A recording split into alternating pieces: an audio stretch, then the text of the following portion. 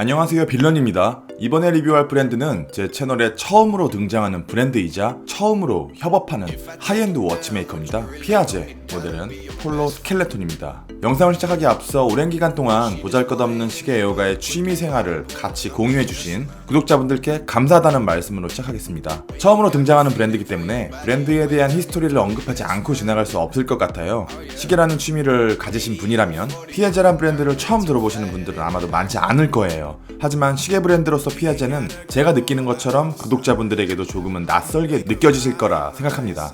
리뷰에 앞서 이렇게 소개해드리고자 합니다. 세계에서 손꼽히는 주얼리 브랜드이자 워치메이커 피아제입니다. 시계 애호가들은 시계 브랜드에 대해서 일종의 편견들이 존재합니다. 시계를 구매하기 위해 별도의 비상금을 유용하고 계신 분들이라면, 시계를 구매 후에도 자택에 가져가지 못하고 계신 분들이라면 제가 어떤 의미로 이런 말씀을 드리는지 이해가 되실 겁니다. 시계 브랜드는 세 가지로 나눌 수 있어요. 브랜드가 탄생한 순간부터 시계가 목적이었고 지금도 시계가 중심에 있는 전통적인 시계 브랜드. 시작은 주얼리였으나 시계의 가치를 알아보고 시계를 브랜드의 메인스트림으로 포함시킨 브랜드. 시작은 패션이었으나 시계라는 카테고리를 패션의 일부분으로 편입시킨 브랜드. 과거에는 시계 브랜드, 주얼리 브랜드, 패션 브랜드 간의 워치 매니팩처 능력의 차이가 컸고 각 브랜드가 시계를 해석하는 시각도 달랐기 때문에 애호가들은 일반적으로 전통적인 시계 브랜드를 선호하는 경향이 있었습니다. 그렇다면 피아제는 어떤 브랜드일까요? 이것을 알기 위해서는 어떤 헤리티지를 가지고 있는지 알아볼 필요가 있습니다. 브랜드의 역사를 훑어보려는 찰나 제게는 그랬습니다. 약간의 반전이라고 해야 될까요?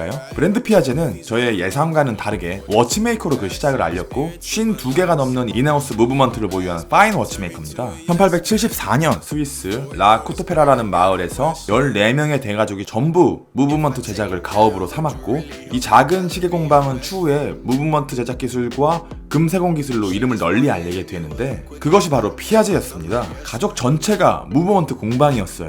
다른 럭셔리 혹은 하이엔드 시계 브랜드와 비교해서도 밀리지 않는 147년이라는 역사를 가졌고, 그리고 지금까지 단 한 번도 시계를 가볍게 생각하지 않은 브랜드이기도 합니다. 헤리티지를 중시하는 시계업계에서 넘사벽의 기술력과 빵빵한 역사를 가지고 있는 이 브랜드를 왜 많은 사람들은 아직 잘 모르고 있는가? 느낌이 조금 다른데요. 피아제가 추구하고자 한 방향성은 조금 특이했어요. 대중적인 시계 브랜드가 지나왔던 평범한 방식을 따라가지 않았습니다. 잠수부들이 사용했던 거대한 베젤을 가진 두껍고 무거운 다이버워치가 시계 산업을 지배할 때도, 전쟁에 사용되었던 필드워치의 요구가 높아졌을 때도 피아제는 초정밀, 초박형 분야의 무브먼트에 집중을 해왔고, 오랜 기간 쌓아온 이 말도 안 되는 무브먼트의 기술력은 많은 무브먼트가 기네스북에 오를 정도로 유명해졌습니다. 여러분들이 생각하시는 일반적인 시계 브랜드와는 궤를 달리해요. 1956년에는 울트라신 무브먼트 9P 개발에 성공했는데 폐엽을 직접 감는 수동 무브먼트였고, 두께가 일반적인 다이버워치의 로터 하나 정도의 두께인 2mm였어요. 참고로 말씀드리면 500원짜리가 2mm입니다. 현재 피아제는 52개의 인하우스 무브먼트를 가지고 있는데 그 중에서 33개는 초박형 무브먼트고 12개의 무브먼트는 한동안 두께 분야에서 기네스북 기록을 가지고 있었습니다. 바야흐로 지금은 젠타의 시대입니다. 팔각형, 나사, 러그가 없는 젠타 디자인의 요소들은 1970년대 하이엔드 스틸 스포츠를 휩쓸었고, 지금은 럭셔리, 메스티지, 마이크로 브랜드까지 그 영향력이 내려왔어요. 이제 젠타 디자인은 특정 브랜드에 속하는 게 아닌 하나의 아이코닉이 되어버렸습니다. 1979년도에 만들어진 피아제 폴로 라인은 이런 젠타의 감성을 어느 정도 가져온 듯 보이네요. 보통 젠타 디자인을 가진 스포츠워치의 경우 남성적이고 강한 디자인을 가진 경우가 많은데, 폴로는 비교적 부드러운 디자인을 가진 하이엔드 스포츠워치로서 오랜 기간 시계 애호가들의 마음을 훔쳐왔습니다. 라인업의 이름이 왜 폴로일까요? 우리가 아는 그 폴로 맞습니다. 폴로 토너먼트의 스폰서가 된 것과 동시에 라인업이 만들어졌고, 피아제의 초박형 워치메이킹과 결합하면서 이 모델이 세상에 나오게 되었네요. 이 모델은 세 가지 특징을 가지고 있어요. 곡선, 대비, 소재. 첫눈에 들어오는 이 모델만의 특징은 단연코 스켈레톤 다이얼입니다. 제가 예전에 어떤 모델을 리뷰하면서 이런 말씀을 드린 것이 아직까지 기억이 나네요. 시계 애호가들은 무브먼트가 훤히 보이는 스켈레톤 다이얼을 그다지 선호하지 않는다. 제가 이렇게 말씀드린 이유가 뭐냐면 스켈레톤 다이얼을 가진 시계를 제대로 만들기가 굉장히 어렵기 때문이에요. 덕력이 어느 정도 쌓인 애호가를 만족시킬 만한 스켈레톤 다이얼 제작 능력을 가진 브랜드는 눈을 여러 번 비비고 찾아봐야 돼요. 스켈레톤 다이얼은 제대로 만들기가 굉장히 까다로워서 럭셔리급은 물론 하이엔드 시계 브랜드에서도 쉽게 접근하지 않아요. 있다 하더라도 극히 일부분일 겁니다. 스켈레톤 다이얼을 제작하기 위해서는 먼저 인하우스 무브먼트 제작 기술을 가지고 있어야 해요. 아무런 기호쉐가 들어가지 않은 범용 무브먼트를 스켈레톤 다이얼로 오픈하는 것은 큰 의미가 없을 거라 생각합니다. 무브먼트라는 독특한 기계공학 기술이 필요한 시계 업계의 특성상 인하우스 무브먼트는 대부분의 메스티지 브랜드가 감히 도전할 생각조차 하지 못해요. 브랜드가 휘청거릴 만한 비용이 드는 건 물론 무브먼트 제작에 성공한다고 해도 브랜드의 리테일가는 엄청나게 상승할 것이고, 무브먼트가 훌륭하다고 해서 시계 브랜드가 성공하는 건 아니니까요. 인하우스 무브먼트를 보유했다고 하더라도 무브먼트에 감상할 만한 가치가 있는 피니싱을 넣는 것은 또 다른 문제입니다. 무브먼트의 작은 부품에 피니싱을 넣는 작업은 시계의 가격을 엄청나게 증가시켜요.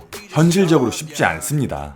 단순히 무브먼트의 속살을 보여주는 것만으로도 스켈레톤 다이얼이라고 하지 않아요. 각각의 핵심 부품들을 미학적으로 드러낼 수 있도록 기본 뼈대들을 제거해야 합니다.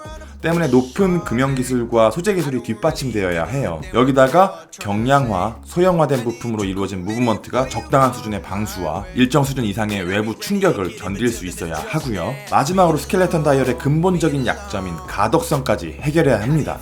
이런 까다로운 조건들을 만족시키는 진짜 스켈레톤 다이얼을 만드는 시계 브랜드는 정말 찾기 쉽지 않아요. 메스티지 브랜드는 겉핥기 수준에, 럭셔리 브랜드는 거의 도전하지 않고, 하이엔드 브랜드조차 스켈레톤 다이얼을 메인스트림으로 끌고 온 경우는 찾기 어렵습니다. 그런데 피아제는 여기에 한 단계 더 나아가 세계에서 가장 얇은 무브먼트까지 섭렵하고자 합니다. 이 스켈레톤 다이얼의 베이스가 된 무브먼트의 두께는 고작 2.4mm로 500원짜리 동전과 0.4mm밖에 차이 나지 않아요. 미세한 각 부품들의 사이즈와 두께는 얼마나 될지 상상도 안 되네요. 요리 보고 저리 봐도 이렇게 얇은 두께를 가진 시계는요, 듣도 보도 못했어요. 앞서 말씀드린 대로 무브먼트의 두께는 2.4mm, 케이스 두께를 포함해도 고작 6.5mm에 불과합니다. 6.5mm의 두께가 체감이 안 되실까봐 이렇게 가죽 스트랩을 체결하고 케이스 옆면을 보여드릴게요. 리뷰를 준비할 때는 집중하느라 이 두께를 인지하지 못했거든요. 워낙 비싼 모델이기도 하고, 사실 이렇게 고가의 모델은 촬영하는데 굉장히 오랜 시간이 걸려요. 떨리는 손을 진정시키면서 촬영을 진행했습니다. 편집을 하면서 지금 이 장면이 눈에 처음 들어왔을 때 우와 라는 말이 육성으로 터졌습니다. 심지어 이 얇은 두께를 가진 시계가 베젤과 미드 케이스 그리고 케이스백 세 부분으로 나눠져 있습니다. 케이스를 나누고 각 부분에 폴리싱과 브러싱을 섞게 된다면 육안으로 체감되는 두께는 훨씬 더 얇게 느껴져요.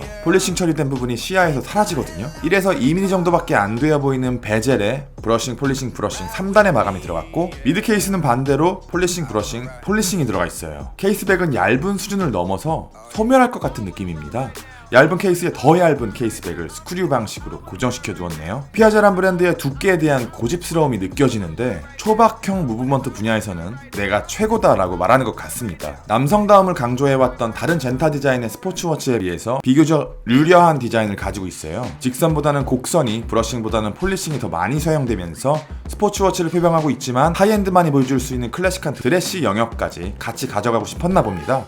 오히려 슈트에 더 잘 어울리는 디자인 같아요. 무브먼트입니다. 시계를 정면에서 바라본 모습이에요. 그리고 시계의 뒷면을 바라본 모습이고요. 이 모델은 개인적으로 정면에서 보는 것보다 시스루 케이스백을 통해서 무브먼트 뒷면을 보는 것이 더 아름답네요. 다시 한번 시계의 정면과 후면을 비교해서 보여드릴게요. 예술의 경지에 오른 무브먼트를 잠시 같이 감상했으면 좋겠습니다.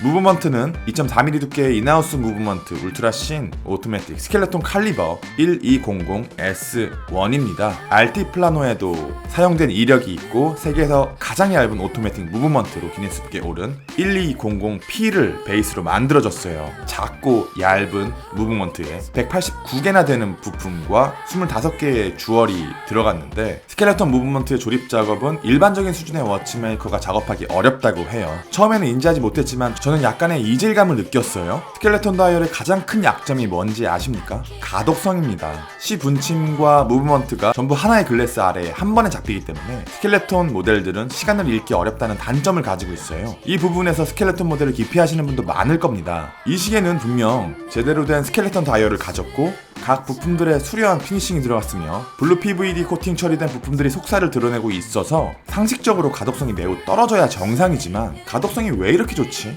그 이유는 무브먼트를 자세히 보고서야 알게 되었거든요.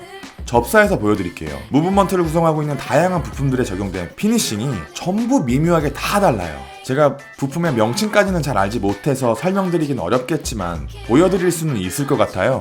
이 부품과 옆에 이 부품, 또 옆에 이 부품, 이렇게 푸른색 동일 색상으로 제작된 듯 보이나 각각의 부품에 들어간 피니싱이 전부 다르게 만들어져서 질감도 다르게 느껴지는 데다 채도도 미묘하게 다른 것처럼 보입니다. 이런 섬세한 작업들은 글래스 아래에서 시계의 입체감을 확 살려버리면서 시침과 분침을 무브먼트 베이스와는 다른 영역에 있는 것처럼 보이게 만듭니다. 아무런 생각 없이 뼈대만 드러낸 것이 아니라 각 부품들 간의 밸런스를 고려하였고 마치 잘 만들어진 건축물 같다는 느낌을 받았어요. 이 무브먼트를 액자에 담아서 전시를 하면 그대로 예술작품으로 바라볼 수도 있을 것 같네요. 두께를 줄이기 위해서 재설계된 무브먼트에는 작은 마이크로 로터가 무브먼트 한쪽을 차지하고 있는데요.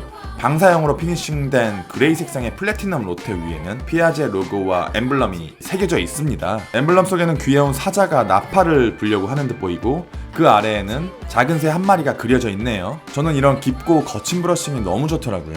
여기서 궁금해지는 게 이 로터의 두께는 도대체 몇 mm일까요? 아무리 두껍게 잡아도 1mm는 넘지 않을 것 같아요. 브레이슬릿은 H구조로 디자인되어 있고 플래싱과 브러싱이 혼합되어 있는 디자인입니다. 케이스 디자인과 마찬가지로 브레이슬릿 역시 강하고 남성적인 느낌이 아닌 보다 부드러운 느낌의 곡선이 많이 사용되었고 워낙 얇은 시계다 보니까 브레이슬릿을 체결해도 100g이 넘지 않아요. 제가 지금까지 손목에 올려본 시계 중에서 가장 착용감이 좋습니다. 당연한 걸까요? 스트랩을 체결한다면 시계가 손목에 올라와 있는지도 모를 것 같아요. 브레이슬릿과 스트랩 모두 인터체인저블 시스템이 적용되어 있어서 별다른 도구 없이 브레이슬릿과 스트랩을 교체할 수 있게 만들어졌습니다. 메커니즘은 직관적이고 심플해서 시계를 처음 보는 분이라도 어렵지 않게 스트랩 혹은 브레이슬릿 교체가 가능할 것 같네요. 피아제를 소개하면서 이렇게 언급했었습니다. 세계에서 손꼽히는 주얼리 브랜드이자 워치메이커, 그리고 리뷰를 마무리하면서 이렇게 바꾸어 말씀드리고 싶습니다. 최정상급의 기술력을 가진 하이엔드 파인 워치메이커. 리뷰는 여기까지. 빌런이었습니다. 감사합니다.